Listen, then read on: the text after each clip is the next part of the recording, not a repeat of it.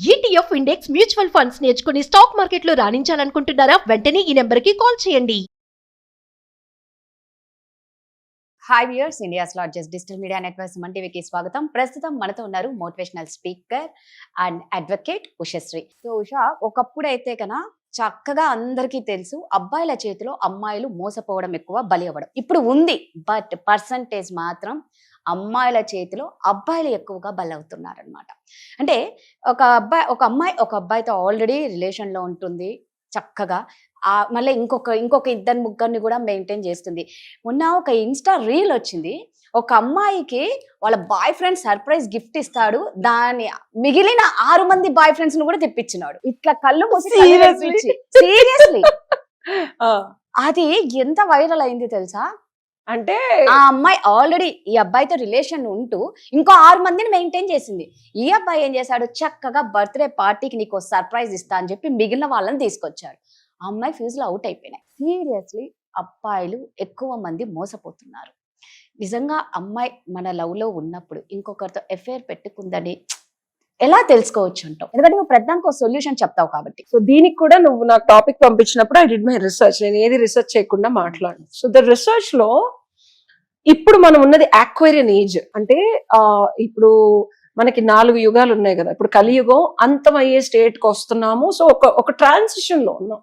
ఎప్పుడూ లేని పరిస్థితులు అమ్మాయిలు చంపడం, ఎప్పుడూ లేని విధంగా హ్యూమన్ రిలేషన్షిప్స్ ఒక ఫ్లాష్ లాగా ఏం జరుగుతుందో తెలియకుండా అస్తవ్యస్తంగా అడ్డదిడ్డంగా పిచ్చి పిచ్చిగా, ఎంత కల్చరల్ స్ట్రెంగ్త్ ఉన్న ఇండియాలో కూడా ఇంత భయానకమైన సిచ్యువేషన్స్ వస్తాయి. దానికి ఒక ఏజ్, యుగం ఎప్పుడైతే యుగాంతం మారుతోందో, నేను ఇది చాలా కూసంగా రిసర్చ్ చేశాను. ఎస్పెషల్లీ అమ్మాయిలు అవనివ్వు అబ్బాయిలు అవనివ్వు, ఒక భ్రమ కలిగించేది కానీ, ఇబ్బందికరమైన పరిస్థితి కానీ, నటించాల్సింది కానీ, సొసైటీ కోసం కానీ, ఇబ్బందికరమైన పరిస్థితుల్లో కానీ ఇప్పుడు ఉన్న మనుష్య జాతి ఉండలేదంట. సో అది లోపల నుంచి ఏదైతే నిజమో, నిజాయితీయో, నిజమైన ప్రేమో, నిజంగా ఆథెంటిక్ గా వాళ్ళతో ఉంటే వచ్చే ఆనందం కోసం వెతుకుతారంట. అంటే హ్యూమన్ రేసే ఇలా మారుతుంది. సో సొసైటీ కోసము, పిల్లల కోసం, డబ్బుల కోసం, ఆస్తుల కోసం, అంతస్తుల కోసం ఉన్న రిలేషన్షిప్స్ అన్ని, ఎస్పెషల్లీ ఫోకసింగ్ ఆన్ రిలేషన్షిప్స్ గురించి మాట్లాడితే వాళ్ళు ఉండలేరంట. అది లోపల నుంచి తన్నేస్తుంది. సో బిగ్గెస్ట్ ఎమోషనల్ హ్యూమన్స్ ఎవరు? విమెన్. అబ్బాయిల కన్నా. అబ్బాయిలన్నా కొంచెం మైండ్ అప్లై చేసి ఆగుతారు. అమ్మాయిలు is like the power house. కొంచెం ఇలాగా తేడా వస్తే మనం ఊగిపోతాం, కొంచెం ఎవడన్నా మాట అంటే ఏడ్చేస్తాం. సో ఇంత అడ్వెంట్ ఆఫ్ యూనివర్సల్ ట్రాన్సిషన్ లో బిగ్గెస్ట్ ఎమోషనల్ బీయింగ్స్ మనం కాబట్టి, మనకి ఏది కావాలి, మనం ఏది ఉంటే ఆనందంగా ఉంటాం, ట్రూత్ఫుల్ గా లోపల నుంచి.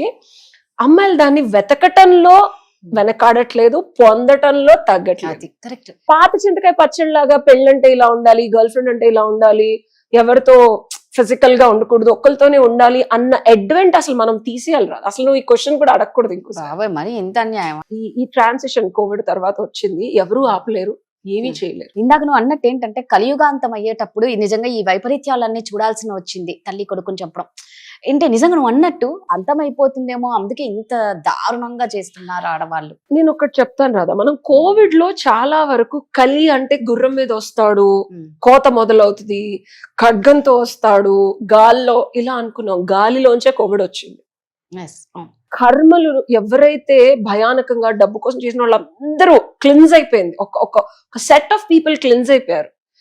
అంటే విపరీతమైన అన్యాయం చేసి, లేకపోతే అడ్డంగా ధర్మం, 4 పాదాల మీద ధర్మో రక్షతి రక్షత. నేను ఎప్పుడు అంట, I believe in law of కర్మ అండ్ ధర్మ.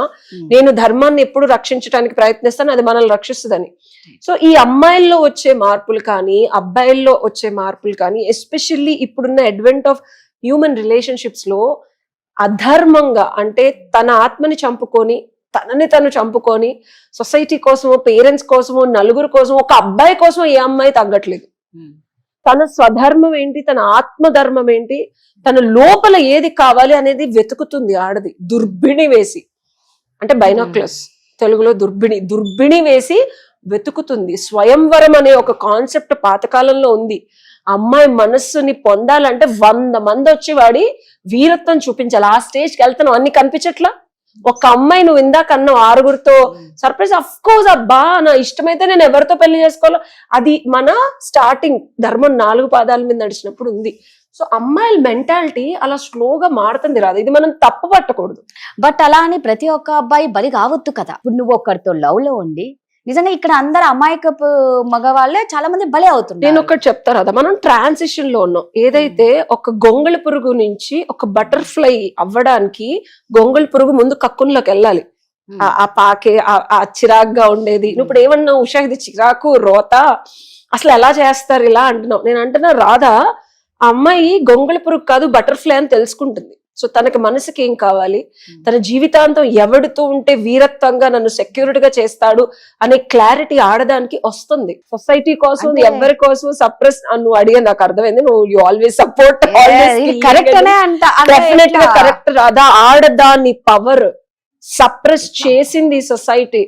ధర్మం పేరుని అమ్మాయి అంటేనే యుద్ధం, అమ్మవారు అంటేనే డిస్ట్రక్షన్. బట్ ఇలాంటి అమ్మవాళ్ళతో నేను ఎవరిని పోల్చను. ప్రతి ఆడదానిలోనూ there is a divine energy. ఆ డివైన్ ఎనర్జీ తెలుసుకున్న ఆడది భగవంతుడి స్థితికి వెళుతుంది. అది తెలుసుకోవాలంటే సరైన శివుడు కావాలి, అమ్మాయిని కంట్రోల్ చేసేవాడు కావాలి. ఓకే, ప్రతి ఆదిశక్తి కుండలిని సాధనలో మూలాధారంలో నుంచి పైకి జాగ్రత్తగా శివుడి దగ్గరికే వెళ్ళాలనుకుంటుంది. ఇందులో రకరకాల అవతారాలు ఉంటాయి, రకరకాలుగా మారుతుంది, రకరకాలుగా ఆ శివుడు అవతారం ఎత్తి ప్రతి చక్రంలోనూ వస్తాడు. సో మనిషిని మార్చుకుంటూ తనని తను మార్చుకుంటూ ఎవడైతే ఫైనల్ ప్రశాంతి ఇస్తాడో వాళ్ళతో ఉంటుంది అమ్మవారు. సో నేను తప్పనే అన్ను, తన ఏ స్టేజ్ లో ఉంటే తనకు ఆ తోడుగా ఉండే మగాడితో ఉంటుంది ఇప్పుడు జనరేషన్. ఎందుకంటే సప్రెస్ చేసుకొని ఒక్కడితోనే ఉండాల్సిన అవసరం లేదు. తనని ఎవరైతే బాగా చూసుకుంటారో వాళ్ళతో ఉంటుంది. నేను దానికి కొన్ని లక్షల కథలు చెప్తాను పురాణాల్లో, లక్షల కథలు, 100లోను 1000 కథ, కొన్ని లక్షల కథలు చెప్తారు. చంపే వరకు తెచ్చుకునే స్థితి అబ్బాయిలు, సొసైటీ, తల్లిదండ్రులు కలిగిస్తున్నారు. రాసుకో ఇది, అది యాక్టివేట్ చేస్తున్నారు. వీళ్ళు దాన్ని సప్రెస్ చేసుకోలేకపోతున్నారు. సో నేను ఏది చావుల్ని సపోర్ట్ చేయట్లేదు. బట్ సొసైటీ ఎలా అయితే మారుతుందో అమ్మాయికి ఏం కావాలో అది ఇవ్వడానికి ప్రయత్నించాలి. మగాళ్ళు లెథర్జిటిక్ గా స్టూపిడ్ గా నువ్వు ఇంట్లో కూర్చోవాలి, వంట చేయాలి, నేను నిన్ను పెళ్లి చేసుకున్నా, నేను రోజు ఏం చేసినా చేయకపోయినా ఫిజికల్ గా ఏం చేసినా. నువ్వు చెప్పేది అమ్మాయి, నేననేది పెళ్లి కాకముందే లవ్ లో ఉంటే ఇంకో 10 మందితో పెళ్లి చేసుకోకపోయినా నువ్వు నా గర్ల్ ఫ్రెండ్ అంటే నాతోనే ఉండాలని రాసిచ్చాను నీకు. నువ్వు నాకు ఏమీ చేయకపోయినా నీతో ఉంటానని అదే చెప్తున్నా. It's a wrong notion. మన కల్చరల్ బ్యారియర్స్ నుంచి మనకు మనం తెచ్చి పెట్టుకొని ఇచ్చుకున్నవి, అది ఆడది పెకిలించుకొని బయటకు వస్తుంది. ఎందుకంటే ఆడదాన్ని సాటిస్ఫై చేయడం ఒక మగాడి వల్ల కాదు. ఒక మగాడిలాగా లెగాల. నో రాధా, మగాడిలాగా వాడు ఉండకుండా ఆడదాన్ని నాతోనే ఉండు, నన్నే ప్రేమించనే అర్హత మగాడికి లేదు. అలా ఉన్నప్పుడు ఆడది వదలదు. మళ్ళీ చెప్తున్నా, ఆడవాళ్ళు ఈజ్ వెరీ సెన్సిటివ్. ఒక మగాడి దగ్గర తనకు కావాల్సినవి దొరికినప్పుడు ఇంకోటి దగ్గరికి వెళ్ళదు. Least case scenario. ఇప్పుడు అలా బాగా చూసుకున్న అమ్మాయిలు కూడా వెళ్ళిపోతున్నారు కదా, మరి ఆ లెక్కకు వస్తే ఎందులో తక్కువ చేయకుండా అన్ని చేసిన అమ్మాయిలతో, మరి అలాంటి అబ్బాయిల పరిస్థితి 100%.